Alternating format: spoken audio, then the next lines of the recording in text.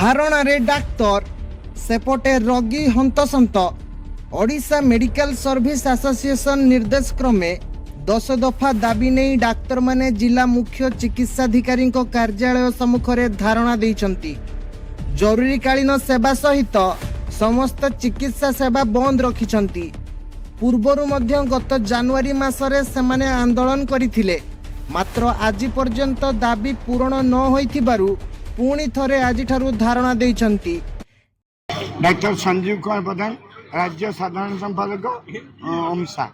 चली धारणा चली सारा ओडिशा रे चली जहाँ खबर नियाई 10 दफा दाबी आम जो जनवरी 9 2 घंटा ओपीडी बंद करूँ से मौखिक भाव में माननीय स्वास्थ्य मंत्री सचिव एवं अन्य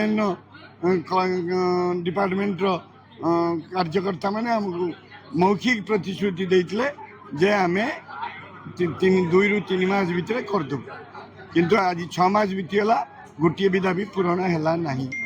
मुख्य कौटा कम ना, सबू 10 दफा दाबी आम इम्पोर्टेंट 1 2 10 अनुसार कौन दाबी ना।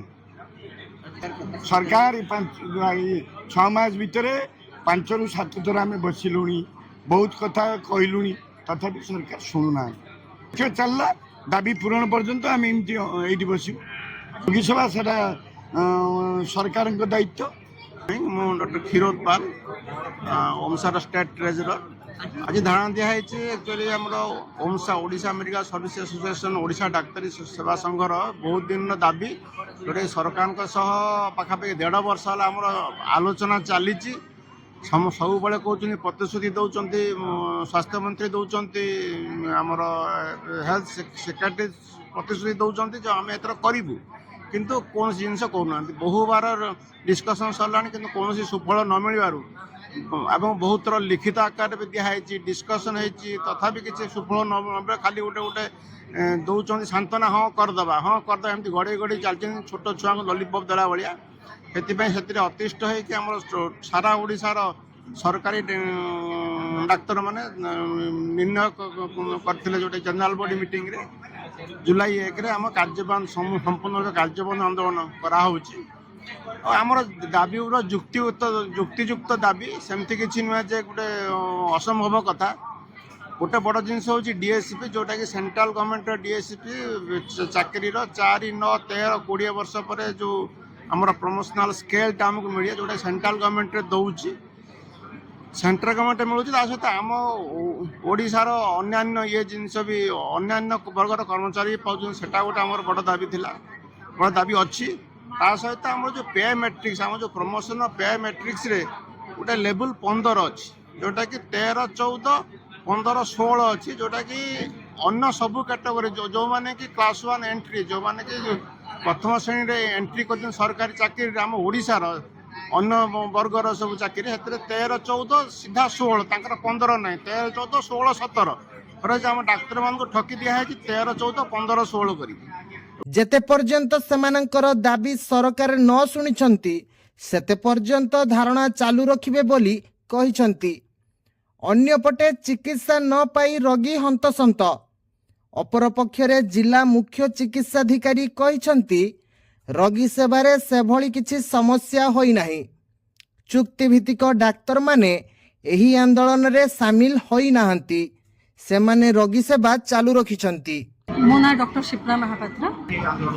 आमर जहाँ दाबी अच्छी आम सर्कुलर सरकार को बारंबार जनईछु आउ सरकार बारंबार आम सरकार को जनवा सत्वे आम दाबी पूरण है ना। आम चाहूँ जे सरकार आम कथा शुणु से आज ये बड़ धरणर स्ट्राइकटा होती समस्ते आम एकजुट होइछु। आउ जदि आम सरकार आम कथा न शुणती तेणु आम बाध्य हो स्ट्राइकटा कंटिन्यू करने को पड़ो। किसी पेसेंट मानू तो अटेंड कराऊँगी ओपीडीटा आम स्ट्राइक करूँ कौन करवा आमर सरकार टिके आम कथा भी टिके शुणा दरकार।